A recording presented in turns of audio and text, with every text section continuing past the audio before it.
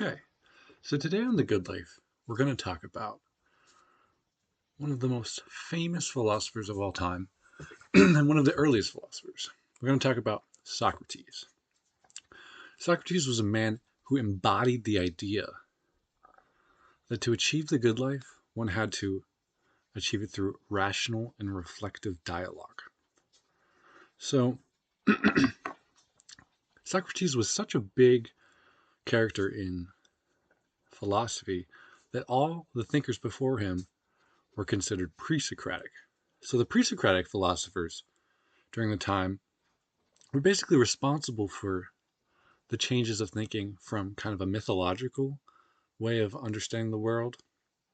For example, the crops are growing because the gods are happy, or there's famine because the gods are unhappy. We need to do more to sacrifice, or we need to do more to worship the gods. Therefore, the gods will be happy with us, and the harvest will be better. Now, a shifting in this thinking is that, oh, maybe there's patterns in the seasons that we can record. Maybe by measuring the the changes in the stars in the sky, we can kind of get an idea of how the celestial bodies work and move in a pattern. And by picking up these patterns, we might actually have better control over the world.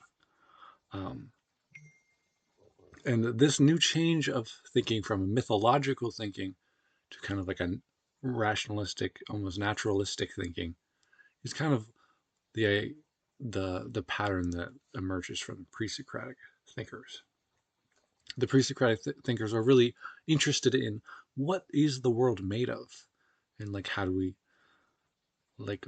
break down the world into its smallest components, and how do we know what those components are? Maybe everything is made out of water, like Thales proposed. But Socrates shifts this focus from this almost pseudo pre-scientific way of thinking to a ethical way of thinking. So he, instead of thinking about metaphysics, Socrates thinks what's important is to think about ethics. What's most important to any individual is their life and how they act in their life. So that's one main thing that shifts from the pre-Socratics to Socrates. Socrates is known for um, traveling through Athens, talking to people, especially the younger generation, about what they believe and how they live. And when someone gives an answer to him, he questions that, and they have to refine their answer. In this process of definition and refining to redefine the definition is kind of what the Socratic method is. It's you think you know some aspect of your life, but after you question and cross analyze it, you realize that you don't know it as well as you thought you did. And you can actually get a better understanding by continually doing this process. So this makes Socrates' philosophy of life very practical. Everything that he focuses on is about human action and how people can make their lives better. Um, for Socrates, what's most important and what makes someone's life worth living is virtue and knowledge. So, with knowledge comes virtue, and with virtue comes knowledge. You can't have one without the other. And because we're rational animals, this is the focus of our purpose as human beings is to develop our virtue and to increase our knowledge. So Socrates is known for saying that the unexamined life is not worth living. So if you think about that, it really sums up the reflective aspect of how Socrates thinks. Now, whether or not this reflective aspect is always the best way to live life is debatable. It is a very common thread in philosophical ways of thinking about life. In philosophy, a lot of it is trying to describe and better understand the human condition And trying to think about it, trying to write out propositions helps people um, feel grounded in their life, feel that things cohere. So for Socrates, if you don't know why you know something, then you don't really know it at all. And for Socrates, if you don't think in life, if you're not engaged in philosophy, you're not really living your life to the extent that you could be. Um, and in fact, he believes in his cause so much that when he's accused of corrupting the youth by the leaders of Athens, he actually, instead of trying to save himself, he leans in even farther and he basically martyrs himself as a defender of truth. Instead of being like the sophists who just try to use reasoning to get what they want or to have power over others, Socrates feels the truth is the ultimate good and that it's worth dying for. Um, and with his pursuit of truth comes a great sense of epistemic humility. He understands the fact that he doesn't know everything. And part of this comes from his method. The Socratic method naturally leads people to a sense of aporia. So aporia is kind of a state of chaos and confusion. After you've been questioned, and you realize that your beliefs are not based in the things that you thought they were, or that they aren't as strong as you thought they were, you realize that the world is much more confusing and complex than you thought it was. Suddenly, the ground beneath you falls away, and you don't know what to do. In this state of what's going on, that's aporia. And from that aporia, one realizes I really don't know much of anything at all. And that, for many people, can be incredibly anxiety provoking. However, it also leads to a sense of wonder. What if everything that you thought you knew was wrong? Or what if everything you thought you knew was a little different than what you actually think it is? So that opens up a door for new possibilities. It opens up a door for why reflecting can lead you to new grounds that you never would have been before. So basically, from Socrates, this idea of reflecting and rationally analyzing one's beliefs kind of continues on even to modern philosophy. And also this process of this Socratic method is taken up um, by many people, including those working on early psychotherapies. Even like cognitive behavioral therapy um, takes inspiration from the Socratic method and the Stoics. The Stoics basically based their beliefs on a Socrates-centered worldview. So what's good about Socrates? He focuses on the reflective aspects of life and experiences. If you reflect on it, it's not just going to pass away without any attention. If you reflect on it, you can really be mindful of life. Second thing is he praises personal agency and responsibility. He thinks that it's what's important is the actions of individuals, and that you can actually change things and you can actually have power in your own life and in the world by directly changing your beliefs and your actions in the world. So that could be potentially beneficial. Um, he praises doubt and skepticism, and this is really what leads to the leads people out of kind of a mythical type of worldview into more of a pre-rational or a rational, almost modern worldview. Um, so, and basically his advice to us is that we should continuously question our beliefs and values. We can always update them. A lot of people go through life with the same values that society gave them. And because they work for them, they just accept them. They must be true. However, Socrates gives us another way. We can question our beliefs and we can question our values, and they can actually change over time. We can become new people by questioning the assumptions that we haven't questioned in the past, which could be a very hopeful sentiment, but also a very scary one.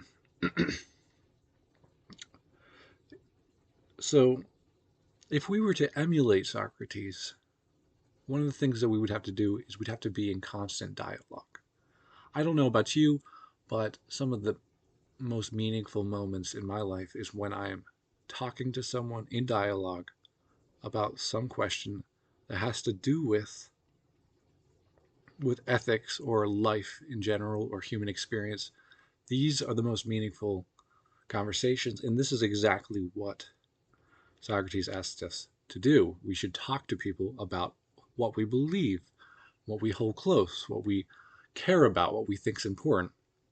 And we should question each other. That way we're not just picking up random ideas in the wind, and that we somehow have a coherent idea of what we believe and why we do. And also, Socrates gives us kind of the call and the quest to pursue virtue, to grow in our personal lives, and to expand our knowledge.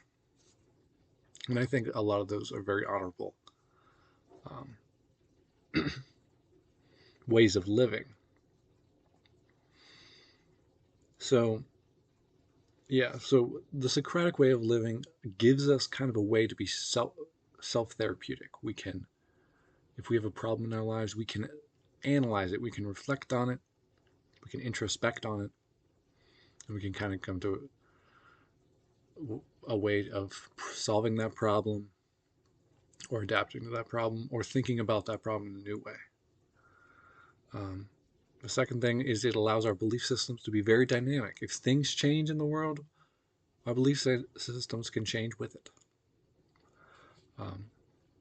Kind of with the personal agency and the personal responsibility, the Socratic way of living has a very internal loci of control. So, loci of control is basically what is responsible for the events in your life. Is it an internal thing? Is it you? Do you control how your life turns out? Or is it an external thing? Things outside your control, such as the culture or the politics or the time period or anything really that you don't have control of that is basically inflicted upon you without any without your say.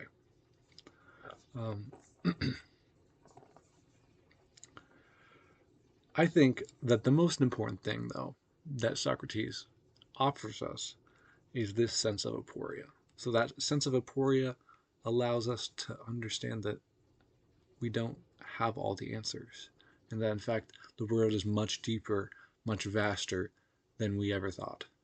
And because of that, we can be filled with a sense of wonder that inspires us to create, to try new things, to think about things differently. And even in kind of like a postmodern society where Socrates has been criticized because his method doesn't lead to a definitive truth, I think that even within that context, the Socratic method allows us to create stories that are coherent, that allow us to participate in our own construction of the world and our own understanding of how things work. And it also allows us to participate in expanding that and including other people in that. So I think there's a lot of value in the Socratic method, even today. Um, but there is also potentially some bad things about how Socrates lives in the world. So maybe he is not the be all end all of living a good life. So, for one thing, it's an assumption that reflection and rationality should be the cornerstone of living a good life. These things leave out things such as intuition, spontaneity, just emotions. A lot of the early Greeks have some idea that humans are somehow spiritual creatures and disconnected from the bestial or animal world. But more modern ways of thinking about that, humans are really rational, emotional animals, and that we have this emotional aspect to all of our thinking that we can't really extract out from pure rationality or truth-seeking thought.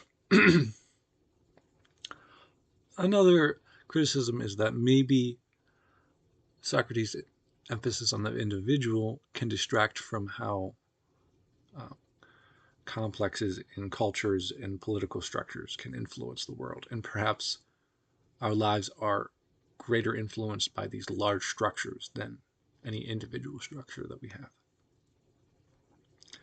Another problem is that skepticism and doubt, while it can lead to a dynamic belief structure and value structure, it can also lead to a belief and value structure that is too fluid.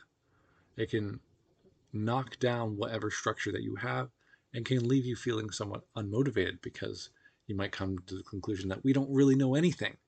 So why would we act in one way over the other? If we don't know if something's more valuable than something else, 100% for sure, then why are we going to act in that manner over the other? So that can be detrimental and lead later on, I think, to somewhat of a nihilism of meaning. Um, Another criticism is, although ethics might be the most important thing for a human to understand in the philosophical domains, perhaps ethics are deeply tied to metaphysics, and that metaphysics are really where people should focus, and ethics should be built out of that. Now, whether or not we can actually access metaphysics is debatable, but if we could, maybe understanding the world is actually necessary for us to understand ethics. Um, Another criticism is that the Socratic method is a very introspective method. And from studies in psychology and cognitive psychology, there's a lot of criticism of introspection. Now, people can easily come up with reasons for why they act in the way they do or why they think in the way they do. However, those reasons based on experimentation are often flawed. They're often constructed post hoc of whatever action or thought that was actually made. So a lot of these introspective methods, it's debatable on whether they are actually truly the source of why someone acted or thought in a certain way. Now, despite this, that does not take away the power of how the Socratic method can make you feel more connected and make your worldview feel more coherent. So there's that. Another downside is that acting in a way that emulates Socrates can be somewhat abrasive. So there was a reason that Socrates was sentenced to death, and that was because he questioned a lot of the norms of society, and he was considered to be somewhat abrasive to others. If you had someone come up to you that questioned your core beliefs and continued to rail you that you don't know what you're talking about and make you look like a fool, then you might not enjoy that person. And you should use the Socratic method sparingly and with kindness if you want to maintain your harmonious relationships. And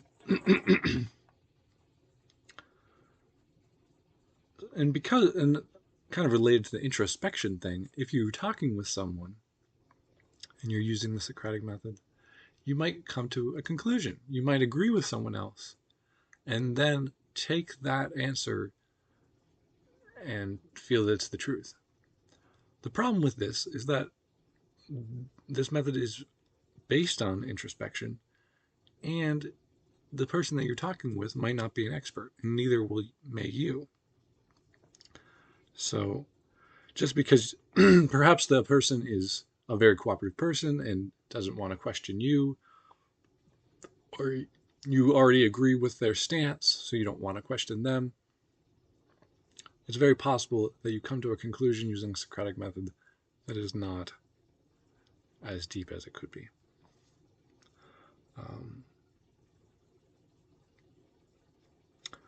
Another criticism might be that there's a lot of goods in the world other than virtue and knowledge. Knowledge is very important, and so is having good character. However, it's also important to be able to eat. It's also important to have enough sleep or to have clean drinking water. These material things seem to be very important, and oftentimes they can get overlooked when focusing on kind of a moralistic or ethical system. Other things might be like traditions and cultures. When you're questioning all norms, you might be disintegrating some of the cultural embeddedness that's important for making life meaningful. So,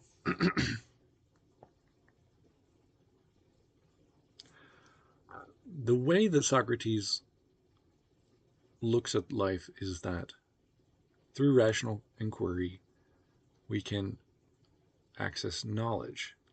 And at least the most common interpretation of this is that through rational inquiry, we can kind of arrive at some propositional understanding of ourselves and our own beliefs.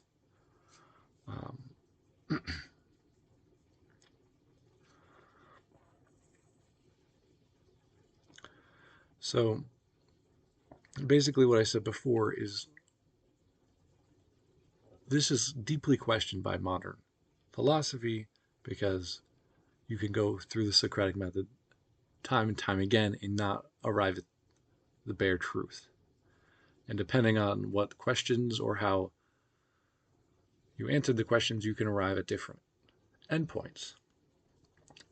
This does not take away the value that the Socratic method brings to how much you participate in your understanding of the world. The more you think about your understanding and the more you can tie things together, the greater sense of ownership you can have on that. And the more confidence you have in your beliefs, or the ones that aren't easily taken away by that inquiry. So you have that coherence, and you have that strong participation in your worldview. And it's also a social process. It's always talking with someone else. It's not necessarily just you talking with yourself.